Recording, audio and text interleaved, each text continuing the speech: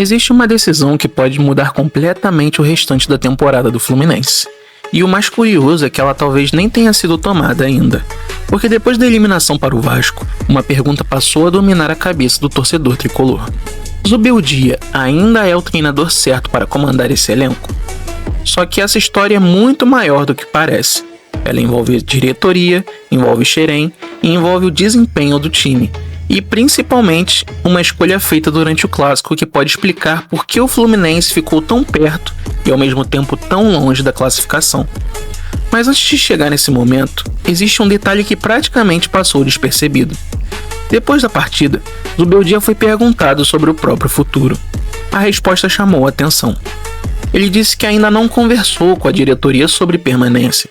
Também admitiu que não está satisfeito com o trabalho realizado e que a eliminação doeu muito porque o objetivo era chegar à final. Até aí, uma resposta relativamente esperada. Só que ela abre uma dúvida importante. Se ainda não houve conversa, será que a diretoria realmente pretende manter o treinador? Ou apenas está esperando o momento certo para decidir? Essa resposta pode aparecer muito mais rápido do que muita gente imagina. Mas aí aconteceu uma coisa. Enquanto toda a discussão ficou em cima do futuro de Zubeldia, pouca gente voltou para analisar o jogo. E talvez seja justamente dentro dos 90 minutos que esteja a maior explicação para toda essa crise. O Vasco entrou em campo pressionando desde o primeiro minuto. Marcação alta, intensidade, disputa por cada bola. O Fluminense, por outro lado, parecia um time que demorou a entender que estava disputando uma decisão. E isso ficou evidente antes mesmo do primeiro gol. O tricolor praticamente não conseguia sair jogando. Os principais jogadores ofensivos estavam encaixotados. Lúcio Acosta mal apareceu. Savarino também encontrou muita dificuldade. A sensação era de que o Vasco sabia exatamente onde o Fluminense tentaria atacar. Mas será que isso aconteceu apenas porque o Vasco fez uma grande partida? Ou o Fluminense facilitou esse trabalho? Essa talvez seja a pergunta mais importante da noite. Porque quando o Brenner abriu o placar, o problema não era apenas o resultado, era a diferença de comportamento entre as duas equipes. Enquanto o Vasco parecia jogar uma final, o Fluminense transmitiu uma tranquilidade difícil de entender para um clássico eliminatório. Só que aí aconteceu algo curioso. Mesmo dominado durante boa parte do primeiro tempo, Zubeldia praticamente manteve a mesma estrutura na volta do intervalo. A mudança inicial foi pequena, e durante alguns minutos parecia que o Fluminense finalmente conseguiria reagir. Anóbio acertou a trave. O time passou a ocupar mais o campo ofensivo. Parecia que o empate estava próximo, mas bastou um contra-ataque para tudo mudar novamente.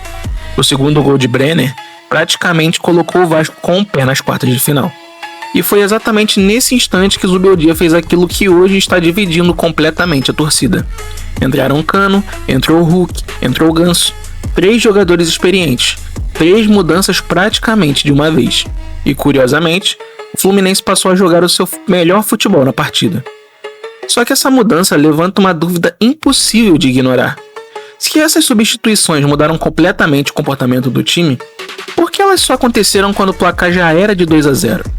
Essa pergunta parece simples, mas talvez seja justamente ela que esteja definindo o futuro do treinador do Fluminense. Porque existe um detalhe nas próximas jogadas que muda completamente a forma de enxergar essa eliminação. Porque quando Cano, Hulk e Ganso entraram em campo, o jogo deixou de ser aquele domínio absoluto do Vasco. Pela primeira vez na partida, o Fluminense conseguia empurrar o rival para trás. A posse de bola passou a ter objetivo, os espaços começaram a aparecer, e o Vasco, que até então parecia confortável, começou a mostrar sinais de nervosismo.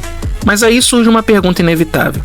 Se o Fluminense conseguiu criar tantas dificuldades para o Vasco depois das mudanças, por que esse time não entrou assim desde o início?